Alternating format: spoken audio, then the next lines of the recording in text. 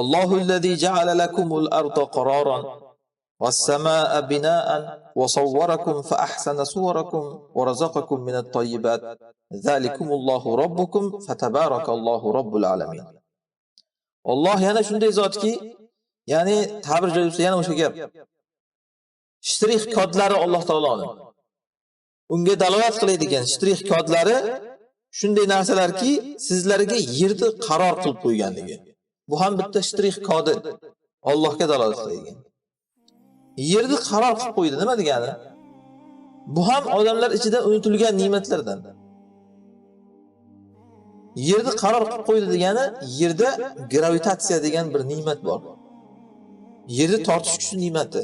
Odamlar ne'mat desa yeyish, ichish, uxlash shuni tushunadi faqat. Siz sezmay qolgan ne'matlar bor, gravitatsiya ne'mat. Buni ham eng ko'p qadriga yetadigan odamlar kosmonavtlar. Yer orbitasiga chiqishar ekan, kosmik kemalarda gravitatsiya yo'q. Shuning uchun ham insoniyat hozir fantaziya qilib o'ylayapti, shunday kosmik kemalar ishlab chiqarishlikdiki, u yerga o'xshab o'z o'qi atrofida aylanib tursa, shu gravitatsiya hosil qilib tursa. Chunki gravitatsiya, ya'ni vazinsizlik holati, tortishish yo'qligi bu juda ham insonga zarar. Yegan ovqat odamning oshqozoniga yetib bormaydi. Xuddiki oyog'ingizni osmondan qilib qo'yib ovqat yegandek bo'lasiz. Yarim yo'llarda qolib ketadi ovqat. Odam yuvinsa gravitatsiya yo'qligidan, tortish kuchi yo'qligidan, ya'ni qaror yo'qligidan, mana Qur'on lug'ati bilan aytganda. Odam yuvinsa, yuvindig'i pastga tushmaydi. Badaningizga suv yopishib turaveradi. Akramakumulloh, najosat chiqarsa odam, bavul qiladimi, katta hojat qiladimi? Tushmaydi, yopishib turaveradi. Kir yuvsangiz agar, kiyimingiz kir bo'lib ketgandan, kiyimni siqqaningizda suv pastga tushmaydi. Kiyimga yopishib turaveradi, suv chiqmaydi undan. Qancha siqsangiz ham og'ir bo'lmay chiqmaydi. Va odam oyog'i yerda turmaganidan qon aylanishi og'irlashadi odamda. Bundan yurak kasalliklari kelib chiqadi. Qon bosimi o'zgaradi, miyaga qon quyilishi boshlanadi. Shuning uchun ham kosmonavtlarga qarasangiz, hammasi peshonasi tirishib, tomiri chiqib turgan bo'ladi. Bundan boshqa qancha yana sanoqsiz muammolar kelib chiqadi insonni qarorsizligi sababidan, ya'ni muvozanat yo'qligi sababidan. Alloh shu ne'matni insonga eslatyaptiki, Allohullazi ja'ala lakumul arda qararan. Zot sizlarga ana shunday yerni qaror qilib berdi. Ya'ni tortishish kuchi bilan, yana u tortishish kuchini ham mo'tadil qilib berdi. Agar siz Yupiter sayyorasida yashasangiz, hozirgi vazningizdan ehtimol 10 barobar, 20 barobar og'ir vazn egasiga aylanib qolasiz. Hozir 100 kilogramm bo'lsangiz, masalan, Yupiterga borsangiz 1 tonna, 2 tonna odamga aylanasiz. Tasavvur qiling, 1 tonna odamga aylanganingizdan keyin siz harakatingiz qanaqa qiyinlashib ketadi. Va yoki boshqa kichkina sayyoralarga borsangiz, vazningiz juda ham yengillashib ketgandan yana bu ham insonni qon aylanish sistemasiga shikast yetkazadi. Alloh insonga yerni qaror qilib berdi, ya'ni ma'lum me'yorda tortish kuchi bilan tortadigan qilib qo'ydi. Keyin yerni qarorligini yana bir ma'nosi, yerda odamzodga hovli qilib berdi yerda, hovli. Shu oyatdan olib ulamolar aytishadiki, aslida yer yuzida uysiz inson bo'lmasligi kerak.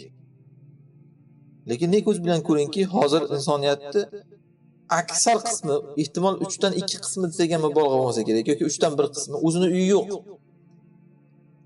Ko'pchilik odam ijarada yashaydi, ko'pchilik odam ko'cha-kuyda yotib yuradi, uyi yo'q o'zini aksar odam.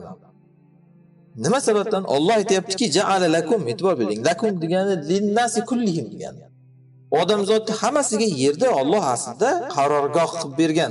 Har bir insonga yerda uyi bo'lishi kerak. Nega yo'q? Insoniyat Allohning qonunlariga amal qilmaganidan. O'zlaricha odamlar davlatlar qilib chegaralar tuzib olgan. Bir davlatga qarasangiz mana. Katta kilometr yerlar ularda keraksiz, qarovsiz yotadi. Yonida uni bir kichkinagina davlat bor. U yerda odamlar juda ham zich joylashgan aholi. Shuning uchun odamlarda qarasangiz uy yo'q bo'ladi. Odamzod Allohning qonunlariga amal qilmasdan o'ziga chegaralar tuzib olgandan keyin kimlardir ana shunday uylik, kimlardir uydan mahrum yoki bir odamni to'rtta beshtadan o'zi ham yashamaydigan uylari bor, bir odamni esa zaruriy ehtiyoji uchun ham uyi yo'q, ana shunday bo'lib qolgan. Asli Allohning nizomiga amal qilinsa, ja'ala lakumul arda qararan deyapti. Hammanglarga yetardi yer qarorgohlik bo'yicha. Tabiatda tartib intizomni buzaydigan maxluq faqat inson ekan. Shuning uchun ham mana qarang. Biror hayvonni tabiatda, yovvoyi hayvonlarni uysiz, boshpanasiz yurganini ko'rasizmi? Masalan, biror sichqonni ko'rganmisiz? Uyi yo'q sichqonni. Holbuki bir sichqon maxluq u, aql farosati yo'q uni odamdek. Biror bir arinimi masalan, chumolini, uysiz chumolini ko'rganmisiz? Yoki bir uysiz bir qushni ko'rganmisiz hech zamonda? Nimaga uysiz odam bor? Qushni uyi yo'q. Hamma qushlar uy quradi o'ziga, joy topadi yetarli. Chumollar hamma chumolning uyi bor. Hamma hasharotni, kemiruvchilarni yoki Afrika hayotiga chiqsangiz mana yovvoyi hayvonlarni qarasangiz, hammasini o'zining uyi bor, uy qurib olgan. Nimaga odamzotligina uyi bo'lmaydi? Sababi odamzot Allohning nizomi bilan yashamaydi. Mahluqotlar Allohning nizomi bilan yashagandan keyin hammasiga yetyapti, qarang mana. Bugun odamzot oyga ketyapti mana. Xitoy oyni o'zlashtiryapti. Yoki NASA Marsga ketmoqchi bo'lyapti. Nimaga yerda uy qolmay qoldimi? Yashashga yer qolmay qoldimi?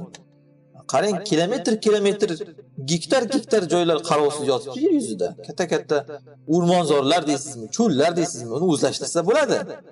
Lekin odamzot o'zi o'ylab chiqargan qonunlari sababdan o'ziga o'zi sig'may ketyapti. O'ziga joy qolmagandek his qilyapti o'zini. Ana shu Allohning qonunini unutgandan odamzot shunaqa bo'ladi. Boshqa hayvonlar, mahluqotlar Allohning qonuni bilan yashaganligi uchun hech qachon bunday bo'lmaydi. Xullas, ana shunday qilib Alloh ne'matini eslatyapti. Allohga dalolat qiladigan bir shtrix kod yerni Alloh bizga ana shunday qarorgoh qilib berganligi.